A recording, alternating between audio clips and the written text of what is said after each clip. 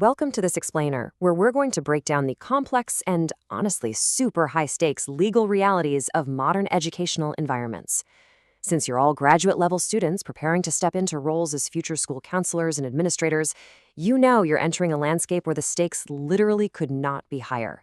We aren't just talking about hurt feelings in the hallway anymore, right? We're talking about federal law, civil rights, and your very own professional liability. So let's get right to it.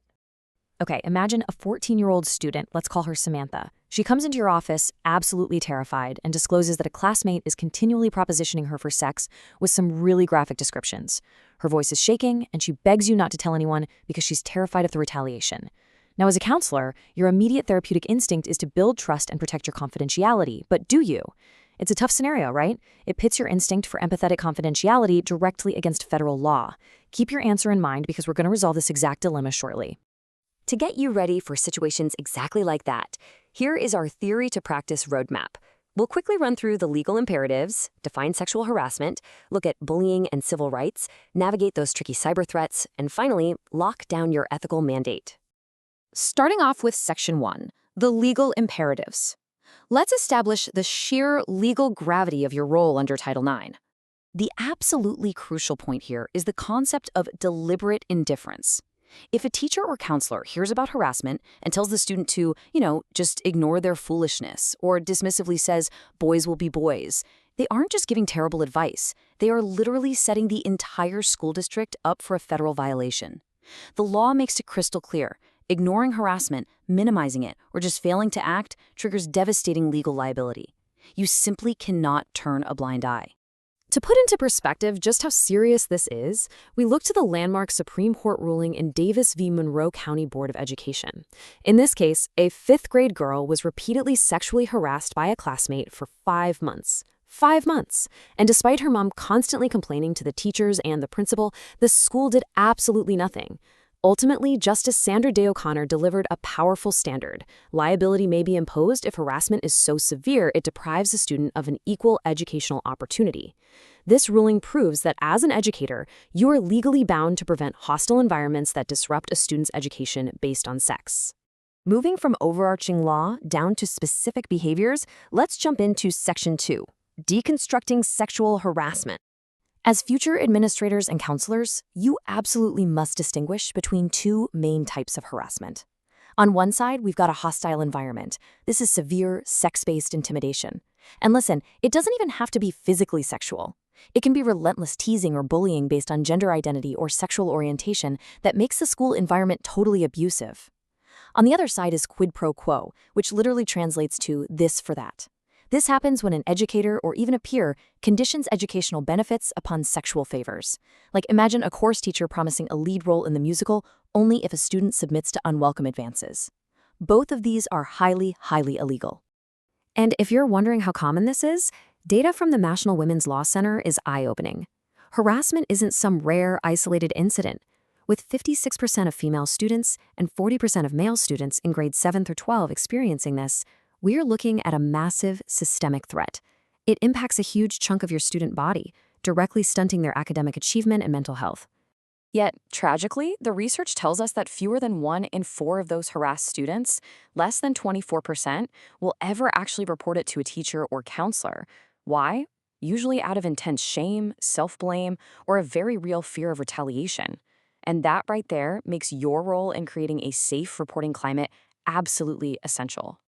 So, let's circle back to Samantha, our 14-year-old from the beginning, who begged you to keep her harassment a secret. Here's the hard truth.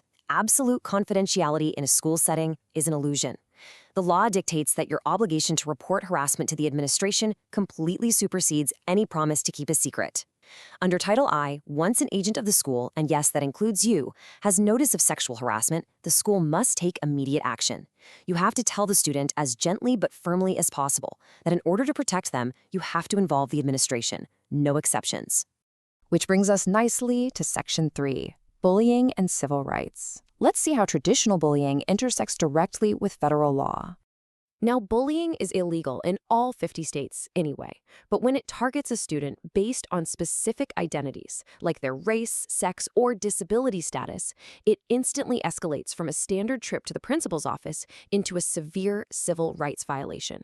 It requires immediate federal compliance.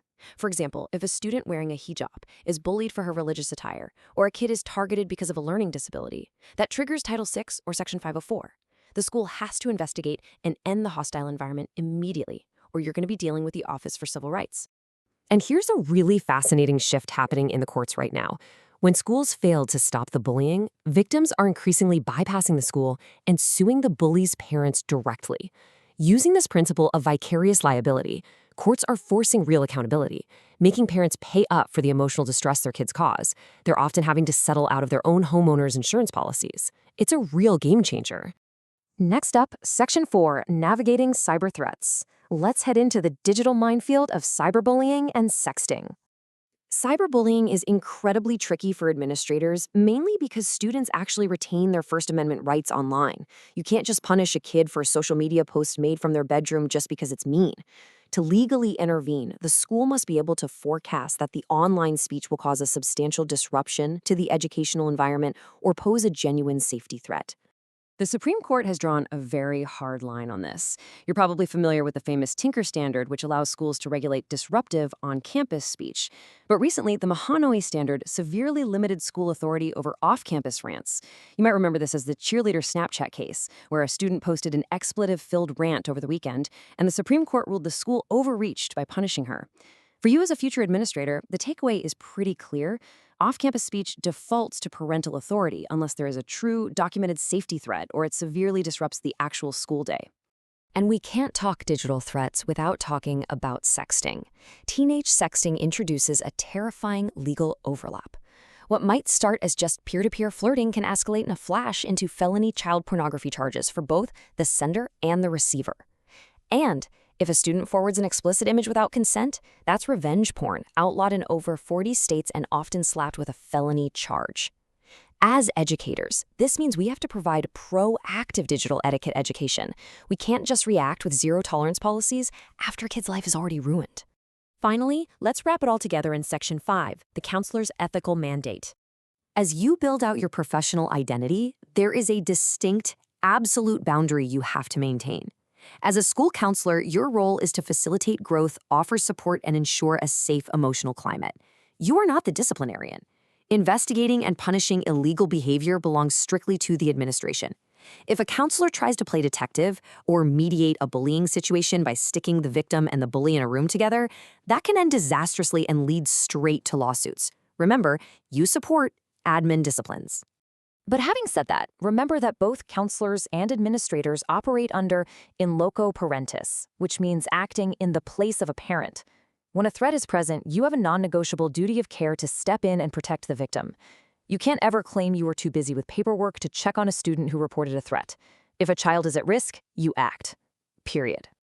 Building a safe school isn't just about avoiding lawsuits. It's about actively taking steps to foster a real culture of inclusion. It starts with comprehensive staff training and climate surveys to figure out what's actually going on in your halls. You have to give students accessible, anonymous ways to report things and then consistently respond with supportive measures. And interestingly, research shows we really need to move away from zero-tolerance policies, which are largely ineffective and notoriously punish students of color disproportionately, and instead embrace restorative practices that actually teach accountability and help kids heal. So, what does this all mean for you? I want to leave you with this final, crucial question.